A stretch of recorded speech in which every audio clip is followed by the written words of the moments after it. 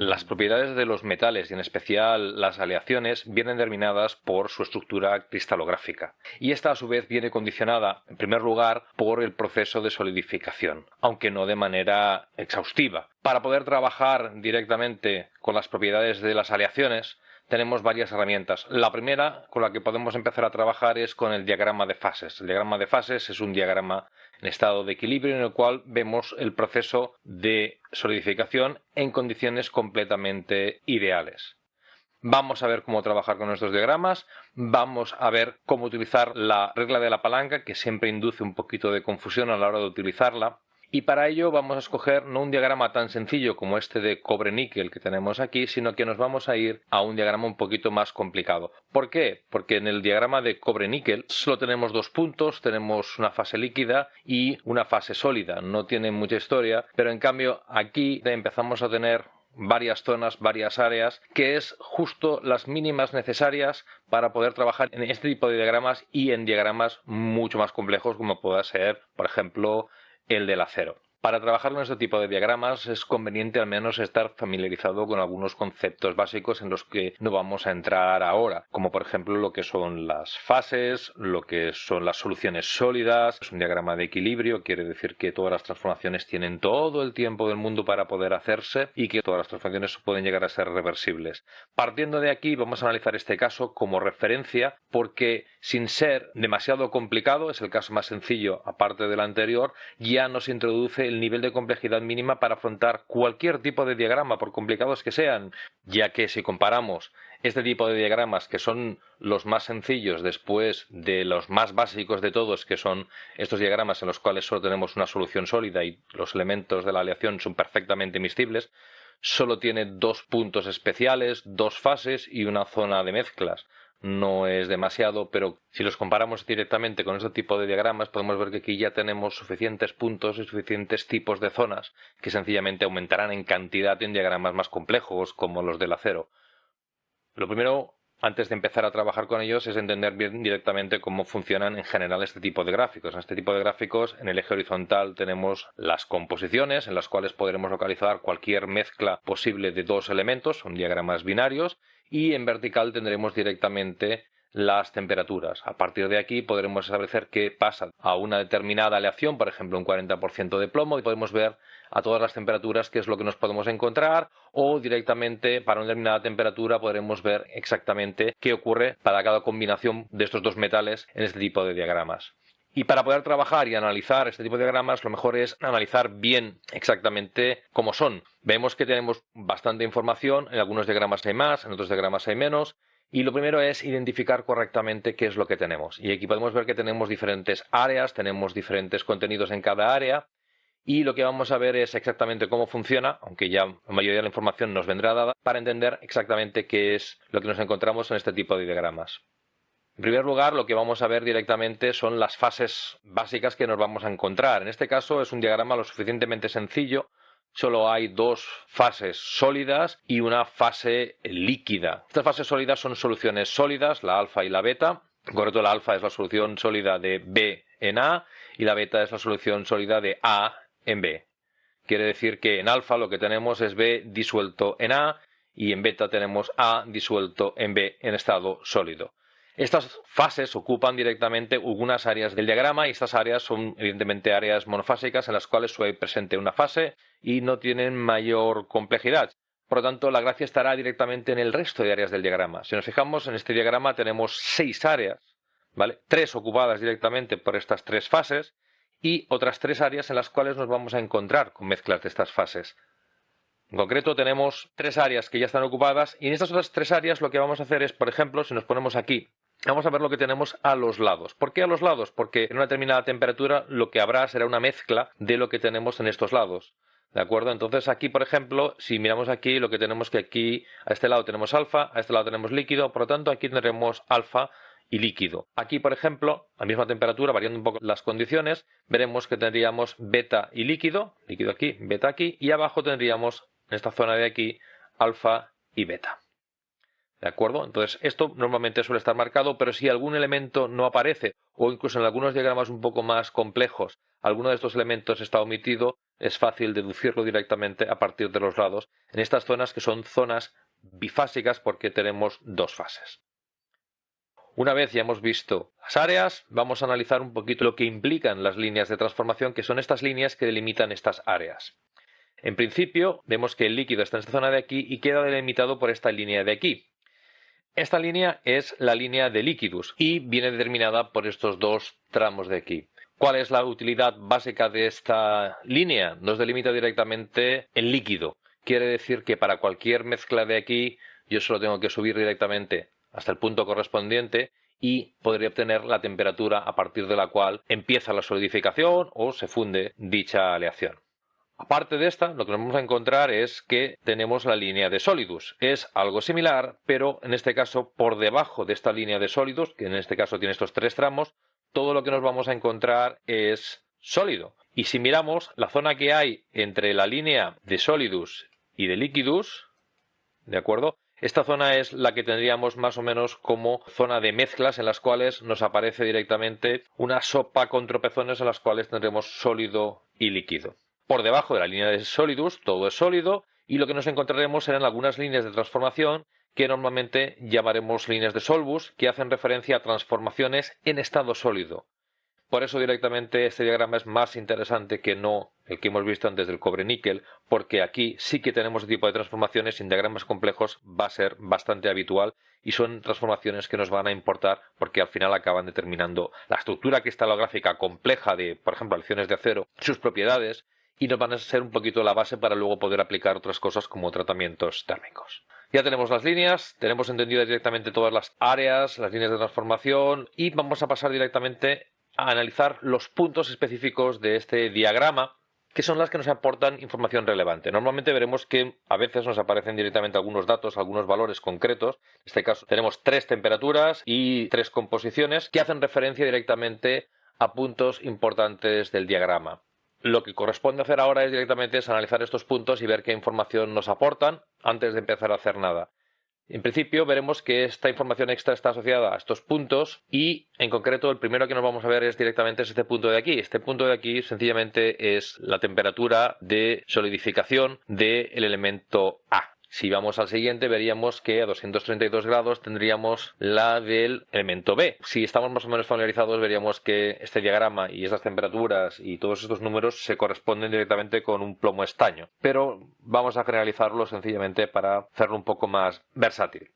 Tenemos estos 2 puntos que son las temperaturas de fusión. Estos son los 2 puntos básicos que nos encontramos en los diagramas más básicos de todos, en los cuales solo hay 2 fases. Pero aquí, y aquí es donde está la gracia de este tipo de diagramas, vamos a encontrarnos 3 puntos más, que son las reacciones invariantes, en primer lugar, que hacen referencia a estos puntos especiales de aquí. Tanto los puntos de fusión de A y B como las reacciones invariantes son transformaciones isotérmicas. Quiere decir que el proceso de solidificación no es que sea instantáneo, sino que se produce a una temperatura constante. ¿De acuerdo? Y aquí pasaríamos de líquido a una mezcla sólida de alfa y beta. Estos puntos realmente empiezan a ser un poco interesantes porque si lo comparásemos directamente con diagramas como el del cobre-níquel, veríamos que la temperatura, la línea de líquidos, siempre cubre directamente valores entre medios de estas 2 temperaturas. Es decir, para una aleación entre A y B, cualquier aleación, la temperatura suele ser un valor intermedio. Pero aquí vemos que la temperatura es mucho más baja.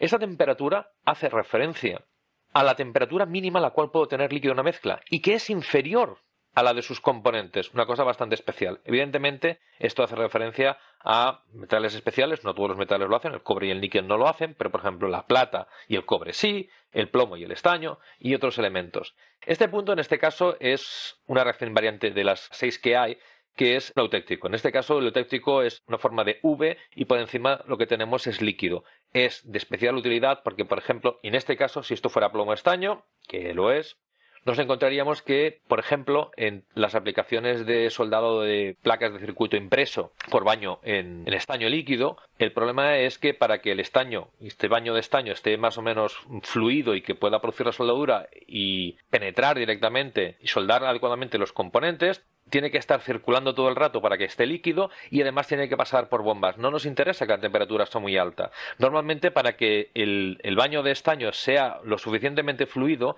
la temperatura debería estar aproximadamente por encima de 50 grados de la temperatura de fusión del estaño. Si son 232, le añadimos 50 grados más, tendríamos 280 grados, es decir, estaríamos bastante más por arriba. ¿De acuerdo? Estaríamos más o menos por aquí. En cambio, si utilizamos esta mezcla en este valor de aquí, teóricamente fundiría a 183 grados, lo cual es bastante interesante, una temperatura increíblemente baja, y para hacerlo fluido, pues a lo mejor estaríamos hablando de valores de 220, 230, incluso hay sitios que más o menos ponen 240, muy lejos de esos 280, con lo cual las temperaturas, el costo de energía, etcétera, es ideal. Por lo tanto, todas estas máquinas de soldadura por baño o de estaño directamente utilizan siempre esta composición eutéctica. Este es el motivo por el cual estos diagramas ya de entrada son útiles e interesantes. Pero que si en vez de tener aquí, por ejemplo, estado líquido, lo que tenemos aquí es sólido, con este mismo tipo de zona, nos podemos encontrar con temperaturas especialmente bajas para algunos elementos que son, por ejemplo, de especial interés en el acero. En el acero, si esto fuera sólido, sería la fase gamma, sería la austenita, y este punto de aquí sería la mínima temperatura a partir de la cual yo podría empezar a hacer tratamientos térmicos, que es otra historia. Evidentemente, esto es un punto, en este caso es el eutéctico, pero podría ser cualquiera de las otras reacciones, eutectoides, peritecticos, peritectoides, etc. Y evidentemente, al igual que las temperaturas de fusión, son puntos del diagrama, por lo tanto tienen temperaturas y concentraciones de los elementos de la aleación muy definidas. En este caso, por ejemplo, es 100% de A, temperatura de fusión, en este caso pues 100% de B, y aquí nos encontraríamos que en este caso pues el eutéctico está con un 61,8% de B. Y la temperatura en este caso sí que es 183 grados, que es la temperatura eutéctica en la cual tenemos la transformación eutéctica. ¿De acuerdo? Es una temperatura bastante útil porque es horizontal y nos permite llegar a trabajar y jugar un poquito con las propiedades en algunos casos particulares. Ahora, ¿qué es lo que tocaría? Pues ya tenemos dos puntos y podemos ver los dos que nos quedan, que son estos picos de aquí. Estos picos de aquí son los que requieren un poquito de atención para entenderlos correctamente, porque son los que nos determinan un poco la solubilidad. Alfa es la fase primaria, es una solución sólida de B en A, lo que está en este lado de aquí, y aquí lo que tendríamos beta sería la fase primaria, una solución de A en B. Es importante identificar esto porque a veces es un poco confuso. Si esto fuera plomo y estaño, en A tendríamos el plomo, nos encontraríamos que alfa básicamente es plomo con algo de estaño disuelto. Y vemos que esta zona de aquí tiene esta forma un poco más o menos especificada. Y entonces vamos a empezar a trabajar un poquito con el diagrama y a entender un poco lo que significa esto. En esta línea vertical lo que tengo es A puro. A medida que voy añadiendo B, me voy desplazando en el diagrama en esta dirección. Vemos aquí la escala que tengo es solo la escala de B. Aquí tenemos 0% de B, es A puro. Y a medida que voy añadiendo directamente B, lo que va a ocurrir es que este B va a estar más o menos mezclado con el A, pero en este tipo de diagramas básicamente hay unos límites a la solubilidad, básicamente porque estos átomos de los elementos A y B suelen ser bastante diferentes en tamaño, con lo cual el tipo de solución son diferentes, y nos daríamos cuenta que llega un momento en que por más B que yo vaya añadiendo, llegará un momento en que este B ya no puede disolverse en A, y se forma otro elemento, en este caso sería beta.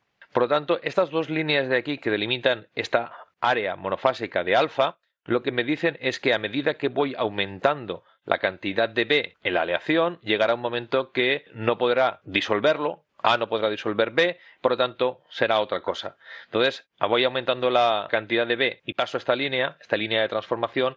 Este exceso de B lo que será transformarse directamente en forma de líquido y en este caso en forma de beta. Línea de liquidus, línea de solvus. Por lo tanto, esta zona de aquí, esta línea de aquí y esta línea de aquí son las que nos delimitan directamente las soluciones sólidas y nos marcan directamente las transformaciones y las composiciones máximas de un elemento, que ya veremos un poco más tarde. En este caso, este punto de aquí, si nos fijamos, es el punto más alejado de aquí, es decir, es la cantidad máxima de B que yo puedo poner en A. Es el punto más a la derecha de esta zona de aquí, y en este caso podemos ver que es 19,2. Por tanto, la solubilidad máxima de B en A es la cantidad máxima que puede aceptar, y en este caso es un 19,2%. Si nos vamos al otro lado, podríamos ver que es perfectamente simétrico. Y aquí tenemos que empezar a vigilar con algunas cosas. Vamos a ver la solubilidad máxima de A en B y nos daremos cuenta que es este punto de aquí. Perfecto, miro directamente este valor y si yo empiezo a pensar que es la cantidad máxima de A que B puedo aceptar, lo estaríamos haciendo muy mal. ¿Por qué? Porque si nos fijamos, esta área de beta es muy pequeña. Quiere decir que A puede absorber algo de B, pero B puede absorber muy poco de A, básicamente porque recordemos que esto está inspirado en el plomo estaño, esto es plomo. Plomo puede disolver algo de estaño porque son átomos más grandes y en cambio el estaño, disolver el plomo, le cuesta un poquito. Estamos disolviendo A en B, por lo tanto la cantidad de A tiene que ser pequeñita porque es el soluto, no es el disolvente. Por lo tanto, si pusiéramos 97,5, evidentemente no es el soluto, esto sería el disolvente. Tenemos que fijarnos que la cantidad máxima que puede hacer es A. Y este número de aquí está expresado directamente en la escala que tenemos aquí, que es B. Por lo tanto, tenemos que vigilar muy bien a la hora de trabajar con estos números, especialmente en composición, porque podemos tener dos escalas, la de A y la de B, pero normalmente solo está dibujado a una y tenemos que garantizar que cogemos siempre la correcta. Aquí estoy pidiendo B, la escala ya me viene bien, esto es 19,2, aquí estoy pidiendo A, esto me está dando B, por lo tanto sencillamente tengo que corregir directamente la diferencia hasta el 100%. En este caso, pues es fácil, un 2,5%. Es importante vigilarlo porque hay muchos errores aquí. Otro de los errores clásicos es confundir directamente qué disuelvo en qué. Es importante identificar siempre cuál es el disolvente y cuál es el soluto. Si intento averiguar la solubilidad máxima de B en A, B es el soluto, A es el disolvente, por lo tanto lo que más hay es A, me vendré aquí. Si quiero mirar la solubilidad máxima de A en B, el soluto es A, B es el disolvente, por lo tanto lo que más tiene que haber es B, por lo tanto estaré mirando en este lado del diagrama. Y nos encontraríamos directamente de que tanto en un caso como en el otro, estos dos puntos están sobre la línea del eutéctico, por lo tanto la temperatura, si necesitamos esta información, de acuerdo, sería 183 grados. No es la cantidad máxima a cualquier temperatura. La solubilidad máxima solo se produce a esta temperatura. De hecho, si nos fijamos en esta parte de aquí, veremos que en cuanto empezamos a bajar por debajo de 100 grados, la solubilidad de A en B prácticamente desaparece y no llega a poder disolverlo. Y con esto habríamos acabado el análisis de estas líneas de transformación, las áreas, las fases, los puntos relevantes, incluyendo la parte de solubilidad. Pero sería interesante, para empezar a trabajar directamente en el diagrama, jugar un poquito más y aprovechar esto que hemos comentado aquí ahora de la temperatura y empezar a ver, por ejemplo, buscar la solubilidad, no la máxima, sino a una determinada temperatura. Y así empezar a ver cómo se trabaja con este diagrama, introduciendo directamente como un factor ya la temperatura. Si buscamos la solubilidad máxima a temperatura dada, pues básicamente lo que tenemos que hacer es determinar la temperatura y recordar que el eje vertical son las temperaturas. Por lo tanto, directamente sería una línea horizontal, me marcaría todo lo que ocurre a esa temperatura. Por lo tanto, si en este caso, por ejemplo, cogemos 150 grados, esto me representa cómo está cualquier aleación de A y B a 150 grados. Si busco ahora, por ejemplo, la solubilidad máxima de B en A, B en A es el disolvente, por lo tanto es alfa, me vengo a este lado de aquí y nos fijamos directamente la cantidad máxima de B que puedo disolver a esta temperatura. Y sería básicamente este punto de aquí. ¿De acuerdo? Entonces solo tendría que leer la composición y ver que es un 11,3%. Perfecto. Recordemos que hemos de asegurarnos de que la escala es la correcta. Estoy mirando la cantidad máxima de B que puedo poner en A 150 grados. Esto está sobre la escala de B, perfecto, ningún problema. Vayamos directamente a ver cuál es la solubilidad máxima de A en B. Es exactamente igual, misma temperatura, vengo a este punto de aquí, salgo por encima de 97,5, ¿de acuerdo? Por lo tanto tenemos aquí 98,7%. Si yo pongo aquí 98,7%, volvería a estar en un error, porque esto no es A, esto es B, es el disolvente. Tengo un 98,7% de B y el resto será A, por lo tanto un 1,3%. Y con esto finalizaríamos un poco lo que sería este análisis inicial o información más o menos genérica en el diagrama en el cual no trabajamos con ninguna mezcla específica. De esta manera podemos sacar información bastante útil para algunas cosas, pero el problema real es cuando introduzco directamente una mezcla concreta, específica, y ver qué es lo que pasa directamente aquí.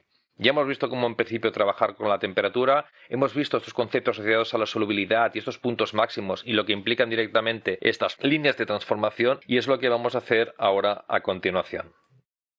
Vamos a volver ahora al gráfico y vamos a empezar a trabajar en una situación un poco más real.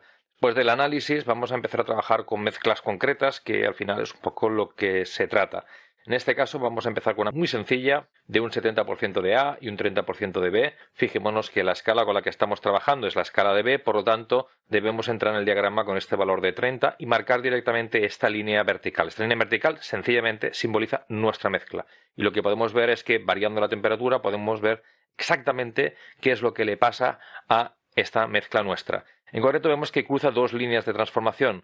Lo que quiere decir es que cuando cruza aquí esta parte de líquidos, por encima es líquido y cuando llega a este punto empieza a solidificar, empieza a aparecer en este caso alfa. Si estuviéramos en este lado empezaría a aparecer beta. Y continúa apareciendo a medida que vamos bajando la temperatura hasta que llega a la línea eutéctica, y aquí lo que tendremos directamente ya será sólido porque acabamos de cruzar la línea del solidus. No hay nada más, con lo cual esto es lo que ocurrirá a nuestra mezcla. Es importante destacar que estos puntos, entre comillas, marcan no el tiempo, sino que sencillamente marcan el rango de temperaturas en el que se produce la solidificación. Si estuviéramos en el eutéctico directamente, no es que sea más rápido en el eutéctico, sino que sencillamente los cambios se producen a diferentes temperaturas. En este caso, en un rango de temperaturas, y aquí directamente a una única temperatura. En este caso podemos ver que el inicio de solidificación es este punto, y el fin de solidificación es este otro punto de aquí. Y sencillamente a lo que correspondería sería mirar qué valores son. Aproximadamente el primero son 270 grados y el final, como corresponde con la temperatura eutéctica, sí que es 183 exacto. A partir de aquí lo que nos tocaría ya sería empezar a trabajar ya con situaciones concretas, porque ya sabemos exactamente qué es lo que le pasa a nuestra mezcla a lo largo de todas las temperaturas. Lo que haremos será empezar a ver qué pasa a una temperatura concreta. Y en este caso aquí es donde empezaremos a utilizar la famosa regla de la palanca.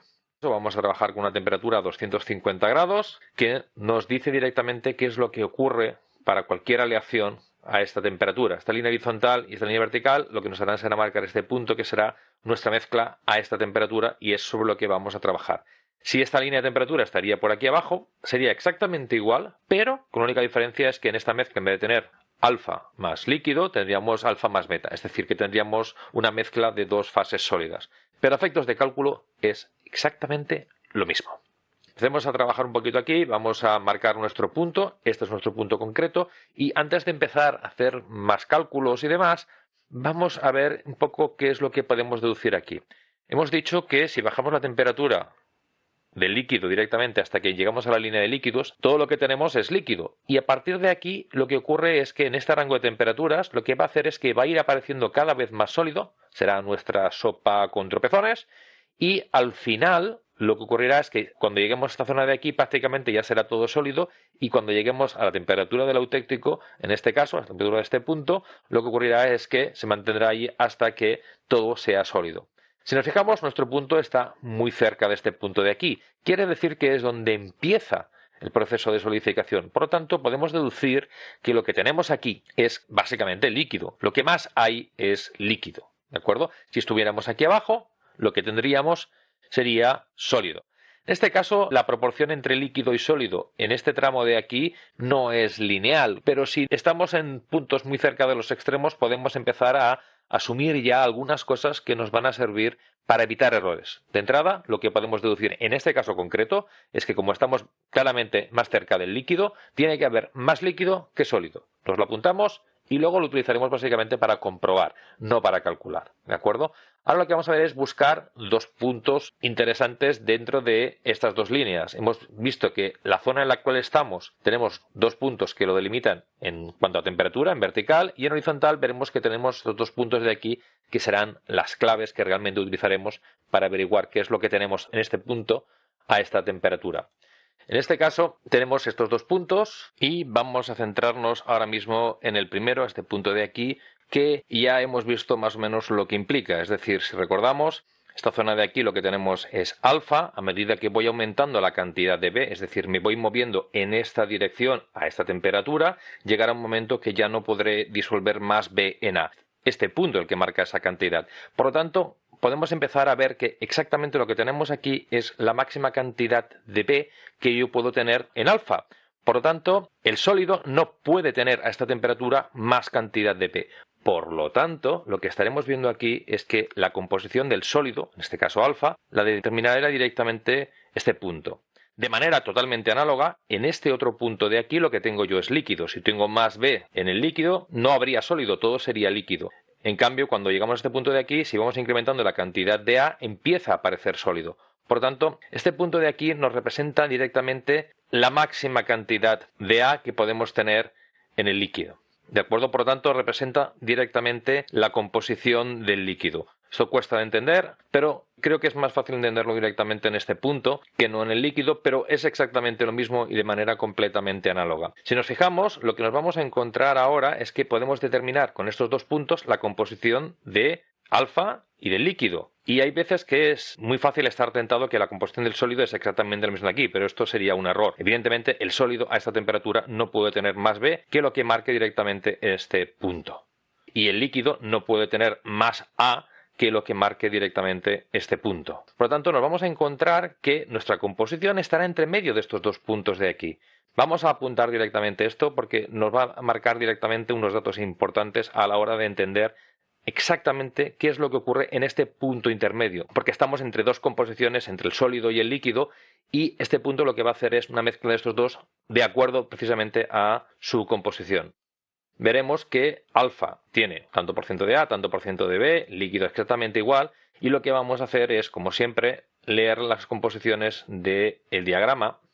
En este caso vemos que esta composición de aquí es un 12%, esta composición de aquí es un 40%, con lo tanto lo que hemos de tener en cuenta siempre es que estos porcentajes son de B y no de A. Por lo tanto, ahora la composición de alfa será un 12% de B y la composición del líquido será un 40% de B. Con lo cual podemos apuntarlo directamente aquí y a partir de aquí deduciremos el porcentaje exacto de A tanto en el sólido como en el líquido. De esta manera lo que tenemos es estos dos puntos perfectamente ya caracterizados. Tenemos la composición del sólido y la composición del líquido. Vemos que nuestra mezcla está entre medio.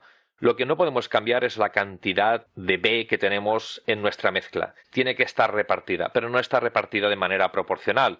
¿De acuerdo? No está repartida de acuerdo a la mezcla de la composición, sino que, por ejemplo, tenemos menos B en esta zona de aquí y más B en esta zona de aquí. Es decir, lo hemos repartido, pero tiene que estar todo en equilibrio. Y aquí es donde vamos a empezar a trabajar un poquito más. Y después de sumar todos estos puntos de aquí, vamos a cambiar un poco la nomenclatura y vamos a poner aquí estas composiciones para poder ver exactamente qué cantidad de alfa y de líquido, qué cantidad de sólido y de líquido tengo en este punto. Básicamente es la que tiene que balancear directamente esta mezcla respecto a estos dos puntos de aquí. En este caso lo que vamos a hacer es, para aclararnos, es analizar este punto de aquí y ver qué es lo que ocurre cuando movemos nuestra mezcla de este punto a este punto de aquí. Este es nuestro margen de posibilidades dentro de la área en la cual nos encontramos. Es decir, si tuviéramos un poquito menos de B, estaríamos más aquí. Si tuviéramos un poquito más de B, estaríamos un poquito más aquí. Y la idea es ver cómo varía directamente todo y entonces a partir de aquí veremos cómo calcular exactamente cuánto alfa y cuánto líquido tenemos que balancear estas dos composiciones para nuestra mezcla exacta. En este caso lo que estaremos viendo es que este punto de aquí representa lo que es alfa. Como ya hemos visto y he repetido ya unas cuantas veces, no quiero ser pesado, pero quiero que esto quede muy claro, es que a medida que este punto de aquí, si estuviera exactamente aquí, tendríamos alfa. Por lo tanto, sería 100% sólido y 0% líquido. A medida que me voy desplazando un poquito hacia la derecha, lo que estoy haciendo es añadiendo B. Y evidentemente lo que ocurre es que esa cantidad de B lo que hace es transformar parte de este sólido en líquido. Y a medida que me voy separando directamente, lo que voy haciendo es acercándome a este punto, en este caso, nuestro punto actual. Y si continuara directamente a este punto, habría transformado todo el sólido en líquido. Y aquí lo que tendría sería un 100% de líquido y un 0% de alfa de sólido. Por lo tanto, en nuestro caso, esta distancia, y esto es importante marcarlo, esta distancia entre este punto y este otro punto de aquí, lo que representa es la cantidad de alfa que he transformado en líquido. Por lo tanto, esta flecha, el tamaño de esta flecha, lo que nos da es una idea de cuánto líquido hay en la mezcla. Entonces, a partir de aquí, y comparándolo directamente con todo el rango que tenemos aquí, podemos empezar a ver la proporción de alfa y líquido en nuestra mezcla partiendo de un hecho muy importante, que es un poquito la clave. Si aquí tenemos un 100% de sólido y un 0% de líquido, y aquí tenemos un 100% de líquido y un 0% de sólido, lo que estaremos viendo es que el líquido empezaría aquí siendo 0, y cuando llegas aquí tendríamos el 100%. Y aquí de manera inversa, un poquito como la escala que tenemos aquí abajo, exactamente igual. Entonces, lo que sí que vemos es que este incremento es fácil deducir que es puramente lineal, porque al final la cantidad de materia que tenemos siempre es fija. Y lo que podemos ver es que si estuviéramos justo en el centro, como el cambio es perfectamente lineal, en vertical no ocurriría, pero en horizontal sí, si estuviéramos perfectamente en el medio tendríamos una mezcla que sería el 50%. Por lo tanto, si yo miro directamente la proporción entre esta flecha y esta flecha de aquí abajo, es decir, miro exactamente qué por tanto por ciento del camino he recorrido en esta transformación de alfa a líquido, podré saber exactamente la cantidad de líquido que tengo yo en mi mezcla. El error típico es, como estamos aquí al lado del alfa, considerar que esta flecha es alfa y no es líquido. Es mejor empezar a entender un poquito esta transformación, lo que implica ir de un extremo al otro extremo del punto, variando la concentración, y así evitamos errores. Sencillamente, a partir de aquí, lo único que podríamos hacer es directamente calcular la cantidad aplicando la famosa regla de la palanca, que viene a ser directamente que la cantidad de alfa y líquido que tenemos es la proporción entre estas flechas. De manera análoga, podemos ver que el líquido sería esta flecha de aquí, y si vamos en el sentido contrario, es decir, del líquido hacia el sólido, lo que nos encontraríamos sería otra flecha que llegaría del líquido hasta nuestro punto concreto, dividido exactamente en el mismo rango. La proporción son básicamente la diferencia y no tiene mayor misterio. A partir de aquí es sencillamente transformar esto en una fórmula más o menos fácil, dividiendo directamente la longitud de este segmento entre el total o la longitud de este segmento entre el total también. La única cosa que tenemos que poner un poco de nomenclatura, en este caso utilizo esta para dejarlo más o menos sencillo, y podemos expresar directamente ya en forma de restas de composiciones las medidas de estas fechas y podemos ya ir directamente y plantear ya unas fórmulas que sería básicamente la regla de la palanca. Yo en general, más que utilizar fórmulas, prefiero marcar que lo ideal es entender estas flechas y ver exactamente dónde estamos. Antes hemos dicho que este punto era básicamente líquido y podemos ver que esta flecha de aquí es mucho más grande que esta de aquí, que es un poquito lo que ya podíamos haber deducido, con lo cual es conforme a lo que habíamos visto antes. Estamos todavía un poquito en el principio de solidificación, por lo cual tenemos básicamente líquido.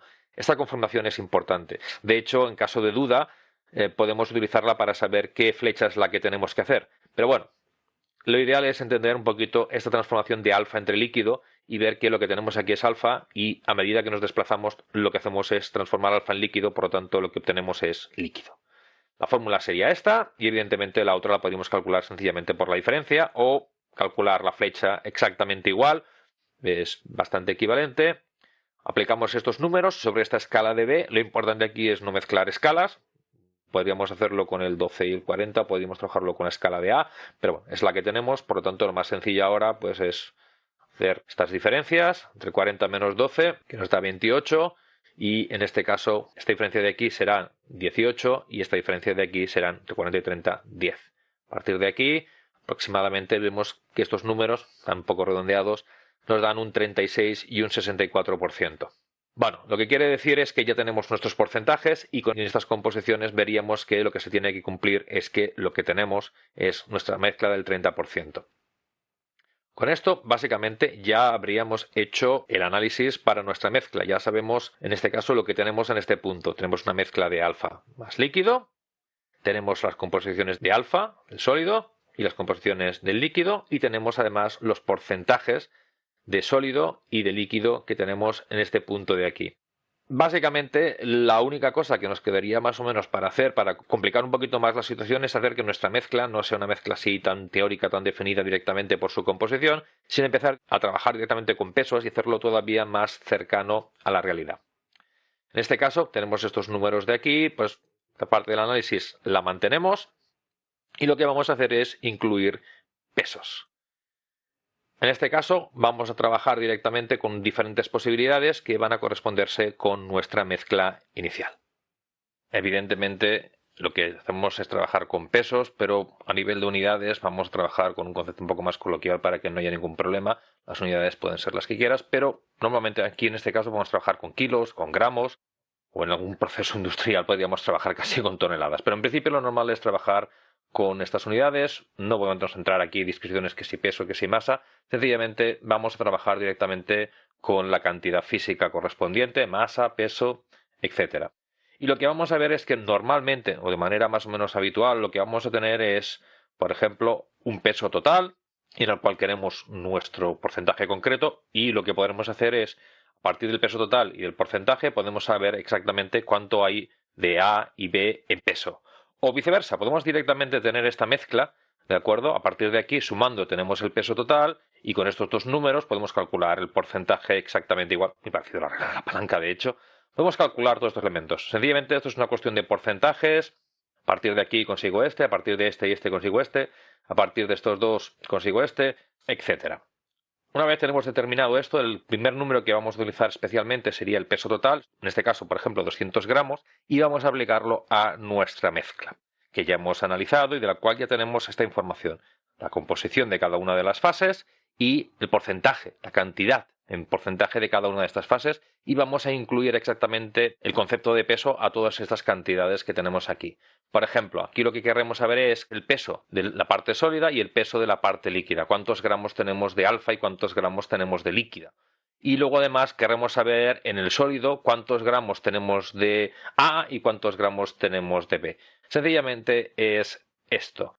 Entonces, para poder hacerlo, lo que vamos a hacer lo primero es aplicar un poquito estas fórmulas muy sencillitas. En este caso, para saber el peso de la parte sólida, pues tenemos el porcentaje aquí. ¿De acuerdo? Por lo tanto, si la parte sólida es un 36% y lo que tenemos son 200 gramos, pues podemos calcular ya directamente el porcentaje.